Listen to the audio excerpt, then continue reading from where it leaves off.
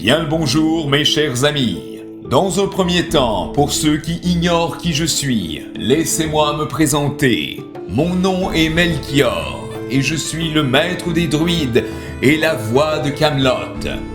Si je suis venu devant vous aujourd'hui, c'est pour partager l'histoire d'un grand magicien, probablement le plus grand d'entre tous. Et oui, vous l'aurez deviné, il s'agit de nul autre que le puissant Merlin l'Enchanteur.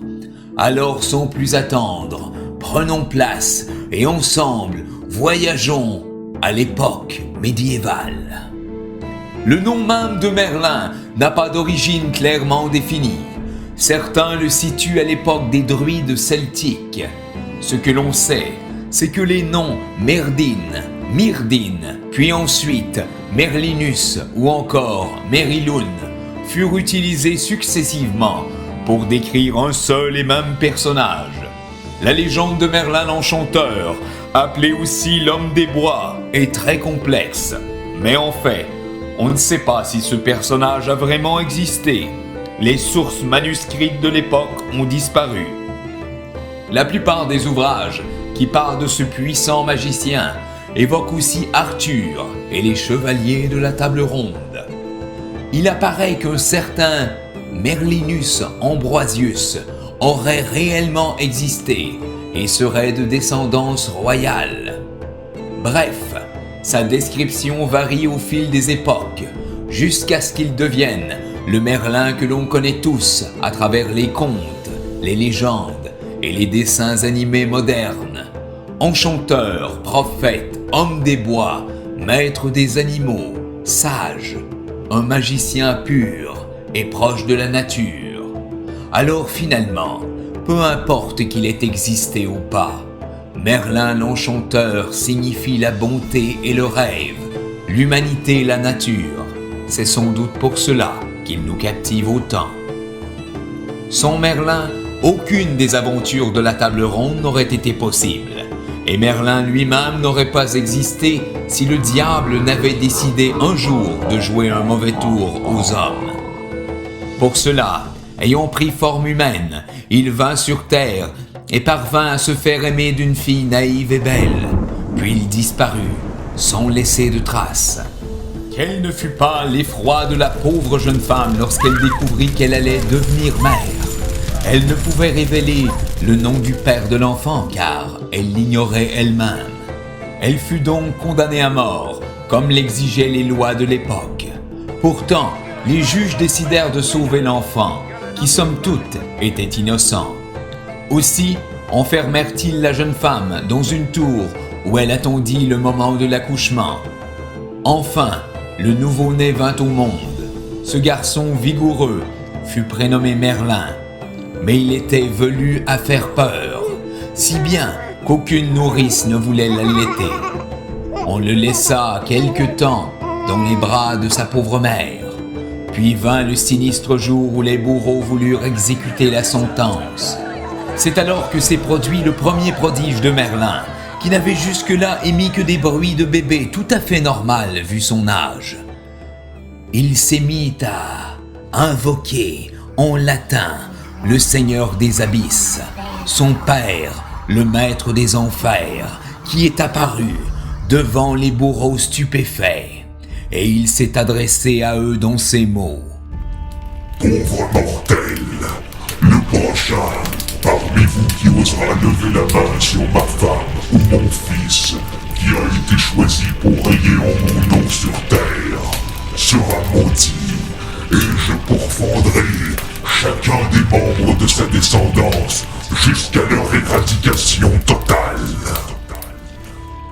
Ceux qui avaient été choisis pour tuer la mère de Merlin furent pris d'une telle panique qu'ils ont décidé de libérer le bambin et sa mère, et ils ont quitté la prison, sains et saufs.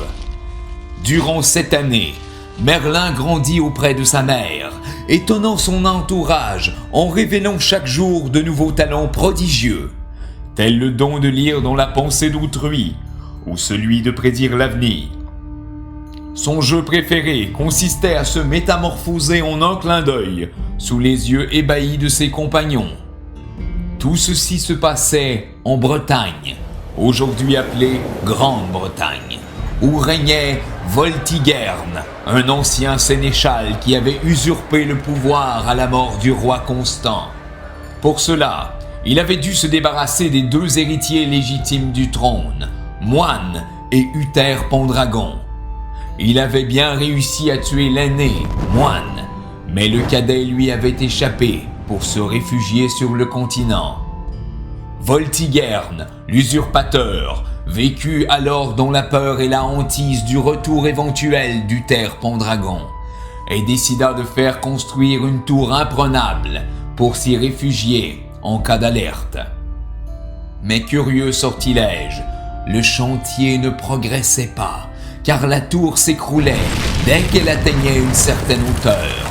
Consultés, les devins du royaume ordonnèrent de mêler au mortier le sang d'un enfant né sans père et âgé de 7 ans.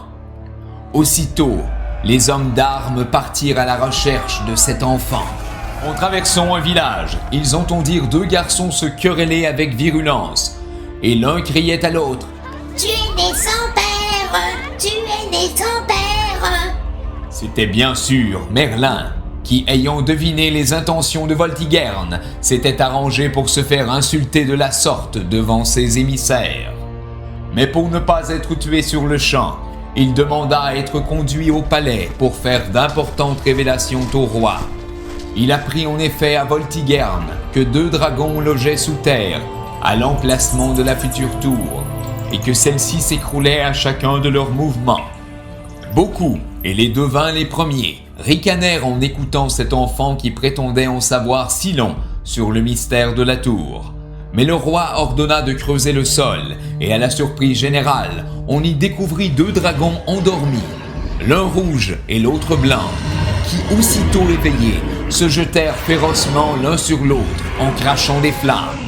Pour finir, le dragon blanc brûla mortellement le rouge avant de succomber à son tour à ses blessures. Alors Merlin expliqua au roi le sens de ce combat symbolique qui préfigurait d'un affrontement prochain entre Voltigern et Uther Pendragon. Effectivement, celui-ci débarqua quelques jours plus tard, obtint le ralliement de la population et incendia une forteresse où Voltigern s'était retranché. L'usurpateur, comme le dragon rouge, périt dans les flammes. Uther monta sur le trône et Merlin fut pour lui une sorte de conseiller, l'aidant par des enchantements à repousser les invasions ennemies. Mais Uther Pendragon devint brusquement triste et perdit tout courage. Pris d'un amour fou pour Dame Hygern, l'épouse du duc de Tintagel, il en avait perdu le sommeil. Pour l'aider, Merlin lui donna pendant quelques heures l'apparence du mari, et Hygern put recevoir le roi sans le savoir. De cette rencontre décisive naquit Arthur, le célèbre roi de la table ronde. Mais Merlin eut une fin comme toute autre créature vivante, et selon la légende, il est tombé éperdument amoureux de la fée Viviane, à qui il confia le secret pour se lier un homme à jamais. La fée Viviane entreprit donc de réaliser cette magie, traçant les 9 cercles autour de Merlin endormi.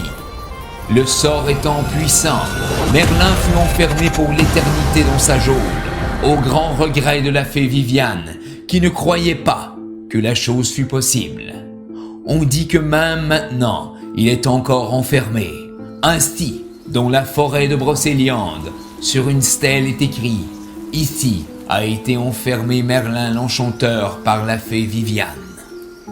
S'il y a une chose à retenir de cette histoire, c'est que nos origines ne définissent pas qui nous sommes. Même si Merlin était né du diable lui-même, rien ne l'a empêché de prendre le chemin de la lumière et de répandre le bon et la gentillesse tout au long de sa vie.